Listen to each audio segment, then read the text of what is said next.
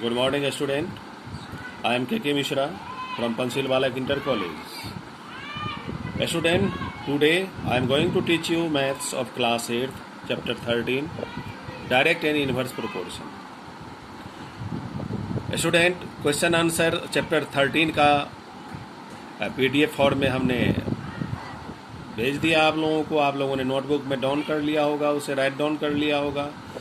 आज हम video lecture के द्वारा उसको पूरी तरह से समझने की कोशिश करते हैं. Topic first, what is direct proportion. Direct proportion क्या है? If the value of two quantities depend on each other in such a way that one increases, the other increases, or one decreases, the other decreases, then the two quantities are said to be in direct proportion.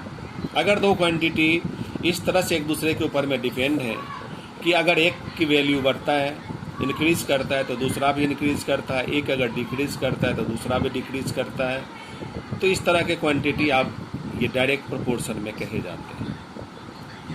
आगे next, to quantities A और B related to each other in such a way that ratio A B remain constant. इस तरह से ए और B दो number related हैं कि इनका रेशियो हमेशा कांस्टेंट ही आता है.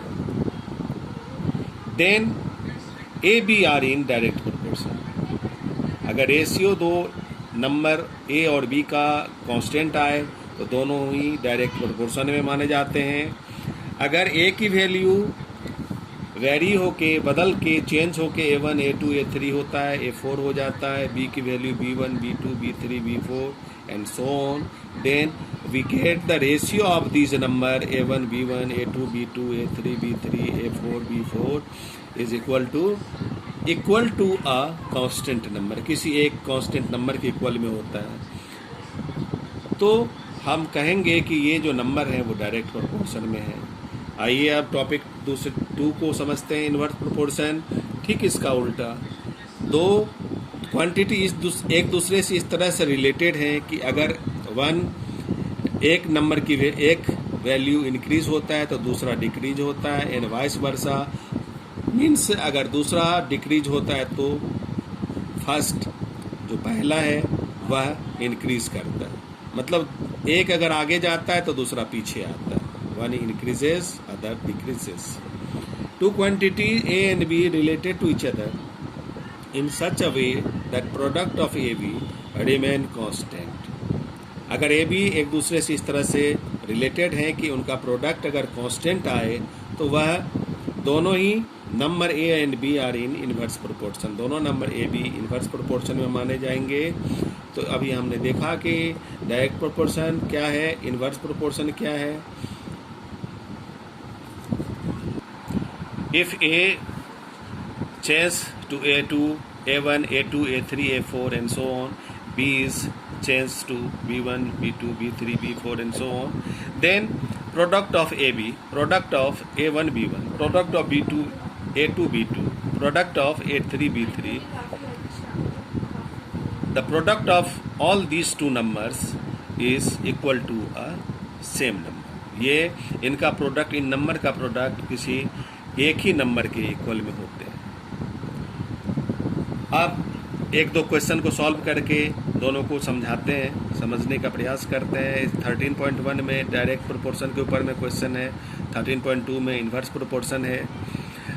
उसका दोनों के फार्मूले अलग अलग हैं, लेकिन जब पेपर में क्वेश्चन आएंगे एग्ज़ाम में तो हमें खुद ऑब्जर्व करना होगा क्वेश्चन को पढ़ के कि किस में डायरेक्ट प्रोपोर्शन का फार्मूला लगेगा, किस में इन्वर्स प्रोपोर्शन का.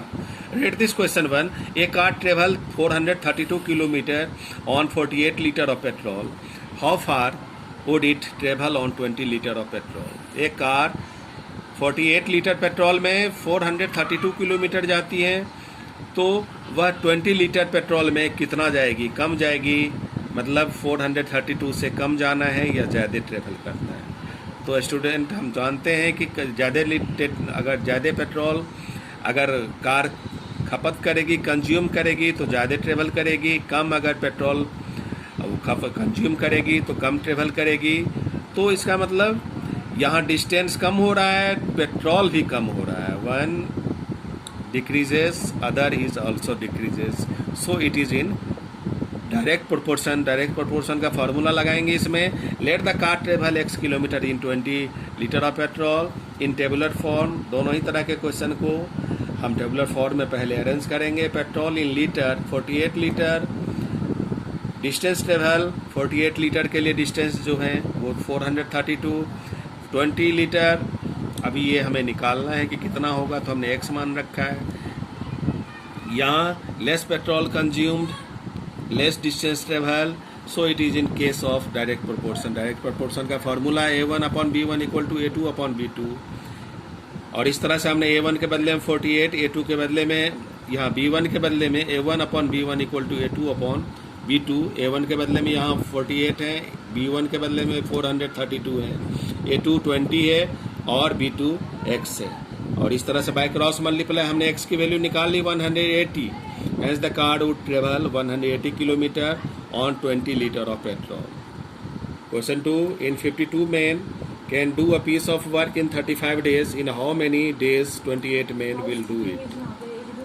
52 men किसी काम को 35 दिन में करते हैं, तो उसे 28 men कितने दिन में करेंगे? तो निश्चित है कि ज़्यादा आदमी किसी काम को कम दिन में करेंगे, और उसी काम को अगर कम आदमी हो तो ज़्यादा दिन उस काम को पूरा करने में लगेगा.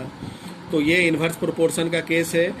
Solution: let 28 men will do the work in x days.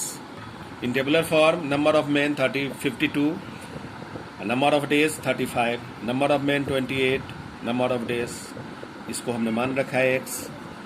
Less man और less number of man, more number of days. Clear है कि ये सो it is case of inverse proportion.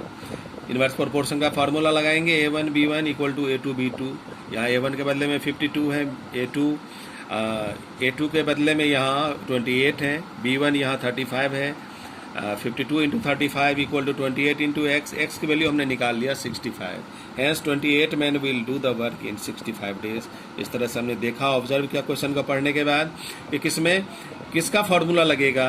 एक बार फिर फार्मूले को रिवाइज करते हैं. इनवर्स डायरेक्ट प्रोपोर्शन के लिए A1/B1 इक्वल टू A2/B2. इसके बदले में कहीं कहीं x1 y1 equal to x2 y2 भी हम लिखते हैं. और इनवर्स प्रोपोर्शन में A1/B1 इक्वल टू A2/B2 और x1 y1 equal to x2 y2. दोनों ही फार्मूले को हम यूज़ करेंगे और इस तरह से find the value of unknown numbers. Okay, thank you, have a nice day.